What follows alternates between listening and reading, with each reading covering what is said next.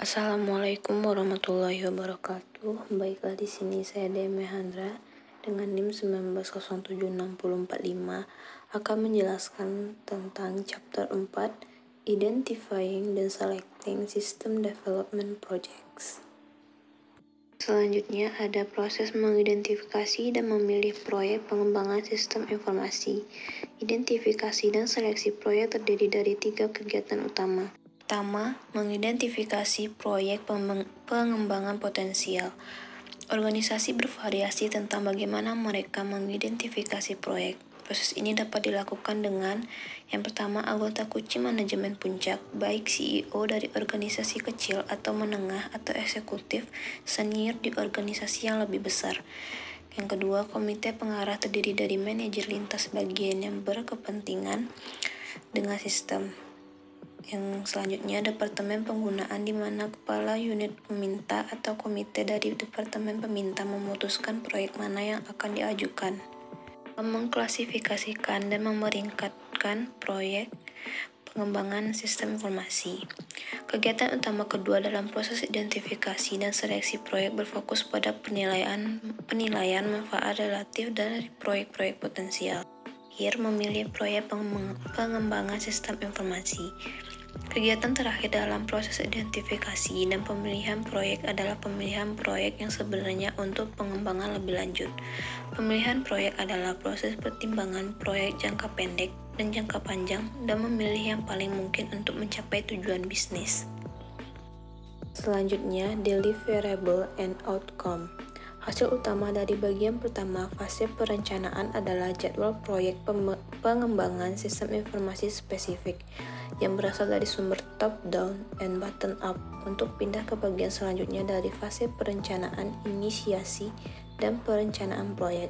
Hasil dari fase ini adalah jaminan bahwa pertimbangan yang cermat diberikan pada pemilihan proyek dengan pemahaman yang jelas tentang bagaimana setiap proyek dapat membantu organisasi mencapai tujuannya. Perencanaan sistem informasi dan perusahaan.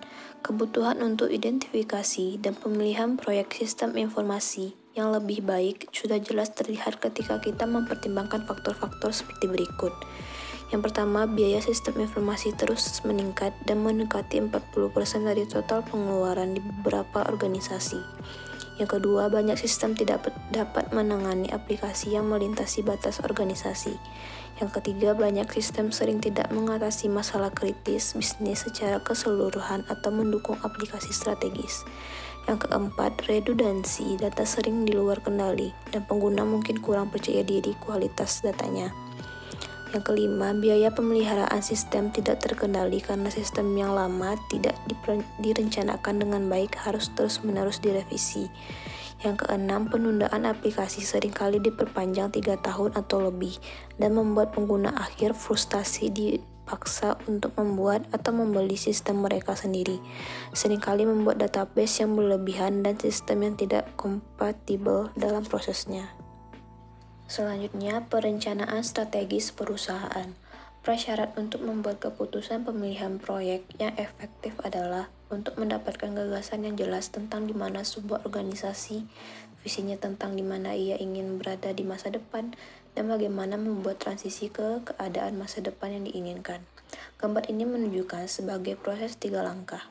Langkah pertama berfokus pada memperoleh pemahaman tentang perusahaan saat ini. Selanjutnya, manajemen puncak harus menentukan di mana perusahaan ingin berada di masa depan.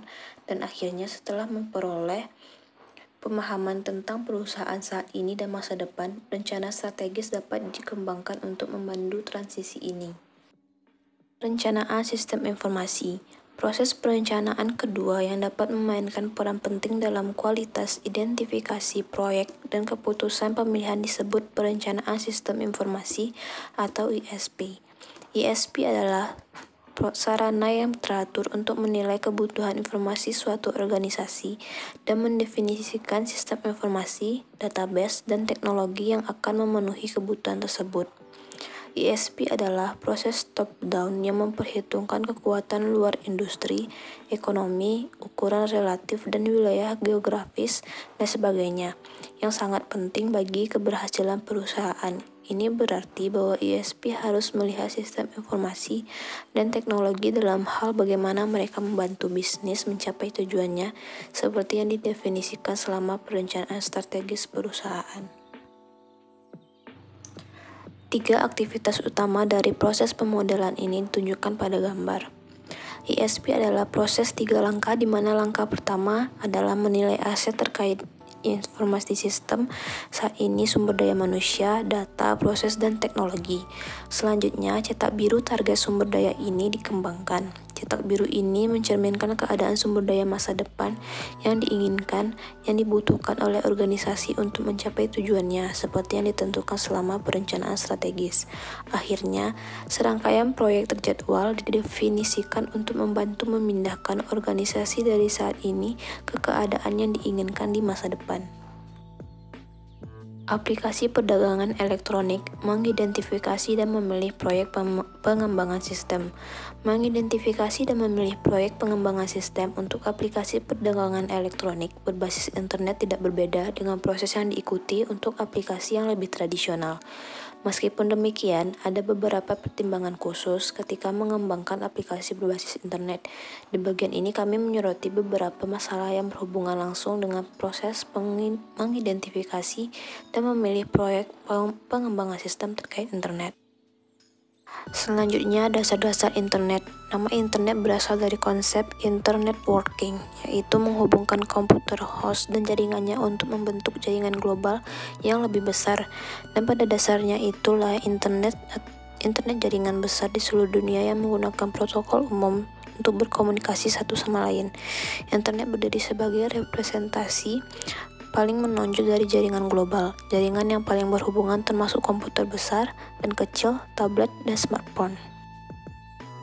Baiklah, hanya itu yang bisa saya sampaikan. Kalau ada kata-kata saya yang salah, saya mohon maaf. Saya sudahi dengan wabillahi taufiq wal hidayah. Wassalamualaikum warahmatullahi wabarakatuh.